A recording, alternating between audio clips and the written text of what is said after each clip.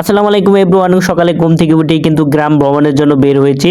তো আমি হাঁটি হাঁটি পা করে কিন্তু আমি ডিএম দিয়ে চলাচল করতেছি। তো পড়ে গেলেই কিন্তু আমি ঠিক কেদায় মাখামাখি হয়ে যাব, তখন কিন্তু আমার অবস্থা কিন্তু খারাপ হয়ে যাবে। তো সাইডে ক্যামেরা ধরলাম, দেখলাম যে নতুন রোয়া গাড়ছে, সেখানে কিন্তু সকলেই সার দেয়। রোয়া রোপণ করার পর থেকেই কিন্তু প্রায় 10 থেকে 15 দিনের মধ্যে ইউরিয়া সার প্রয়োগ করতে হয়। ঠিক এরকমভাবে কিন্তু প্রয়োগ করছে একজন কৃষক। তো আমি তারপর হাঁটি হাঁটি পা করে যাচ্ছিলাম সামনের দিকে। আমি চারদিকে দেখতেছিলাম যে কত সুন্দর পরিবেশ, এই পরিবেশটা খুব ভালো লাগে। তো আমি নিচের দিকে তাকিয়ে তাকিয়ে যাচ্ছিলাম, তখন মনে পড়লো যে ছোটবেলা ঠিক এখান দিয়ে কত দূর পারতাম। এখন কিন্তু বর্তমানে সেই পরিবেশটা অন্যরকম হয়ে গেছে। তো এখন কিন্তু রোয়া রোপণ করেছে, এখন সকলেই কিন্তু এই কৃষকেরা এই সাইডে কিন্তু সার প্রয়োগ করে। তারপর এখানে সাইডে পাওয়ার টিলার দিয়ে কিন্তু চাষ করার জন্য কিন্তু উপযুক্ত ডেল মারাই করা হয়েছে, যার কারণে এখানে সরিষা কিংবা ভুট্টা চাষ করতে পারবেন কৃষকরা। তারপর আমি আবার ক্যামেরা ধরলাম এদিকে সাইডে, যে আমি যদি সামনে না আসি তাহলে কি এই ব্লকের জমে। তো আমার ঠিক পানি গ্লাস লাগছিল। তারপর কি করব, খুব কষ্ট করে ভিডিও করতেছিলাম, ক্যামেরা নড়ছিল, যার কারণে মেজাজটা গরম হয়ে যাচ্ছিল। যাই হোক, তারপরেও আমি সামনে আগালাম। আগানোর পর দেখলাম যে এখানে একটি মান্দা বলা হয় বা পাগার বলা হয়, ছোট আমরা যেটা গ্রামের ভাষায় বলে থাকি। তো এই পাগারে কিন্তু আমার কাকাদের পাগার, মোহাম্মদ আব্দুল মজিদ তরফদার আমার মেজো কাকার কিন্তু একটি পাগার, এখানে কিন্তু মাছ চাষ করে। তারপর সাইডে দিক দিয়ে দেখি ভাই আসলো, আমার বড় ভাই আসার পর বললো যে হাই, তোমরা সবাই ভোট দিও, দানের শীষ। তো এরকম স্লোগান দিচ্ছিল, যেহেতু দানের শীষের পাগল। তো আমি আছিলাম দাড়িপাল্লার পাগল, যার কারণে আমি আর তার বিরোধিতা করছি।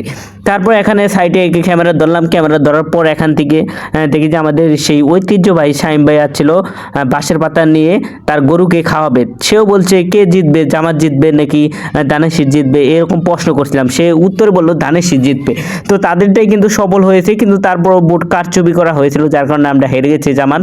যাই হোক, এইসব বলতে চাই না। তারপরেও এখানে ভাই আমাকে বলতেছিল যে ভিডিওর তো আপনি বয়স তো কেটে দিবেন। আমি যা বললাম, আসলে বয়সটা কেটে দিচ্ছি, যেহেতু নতুন করে ভিডিও আমি বানাতে চাই না, যার কারণে আমার ভাই বলছে যে ধানের শীষ জিতবে, এরকম স্লোগান দিচ্ছে। তারপর আমি আমার কাকার বাড়ি লেবু টালটা দেখাচ্ছিলাম যে অনেক সুন্দর লেবু আছে।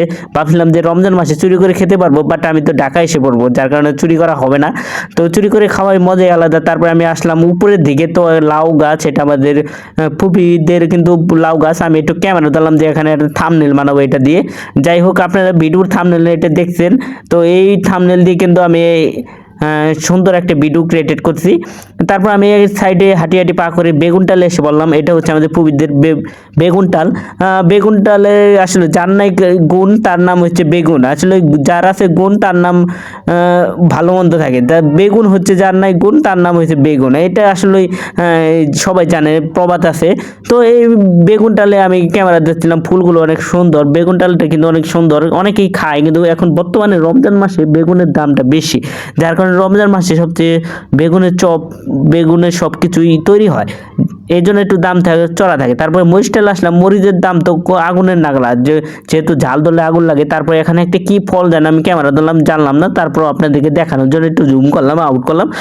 দূর বালে আর কি বলবো, বিরক্ত হয়ে যাচ্ছে ভিডিও করতে করতে, পানি গ্লাস লেগে গেছে, আর কি বলবো। তারপর আমি চলে গেলাম এদিকে হাঁটি হাঁটি পা করে, আমাকে সবাই ডাকতেছিল। তো আমি ডাক বাদ দিয়ে হচ্ছে ভিডিও করবো, আমার ভিডিওর ডিউরেশন 4 মিনিট থাকতে হবে। তারপরে আমি আবার লাউ গাছে আসলাম, লাউগুলো কত সুন্দর কদু কদু, লাউর নামই হচ্ছে কদু। আমি কি থেকে কি কই উল্টা পাল্টা ঠিক আমি বুঝতেছি না। তারপর আমি ক্যামেরা দিলাম এদিকে, দেখি একটি বাছুর। এই বাছুরের সাথে খেলা করতে করতে আমি ঠিক পড়ে গেছিলাম। এখন আর কি করবো, মেজাজটা গরম হয়েছে, ভিডিওর মুডটা ভালো লাগতেছে না। তো আজকে এই পর্যন্তই, আল্লাহ হাফেজ, ভালো থাকেন, টাটা।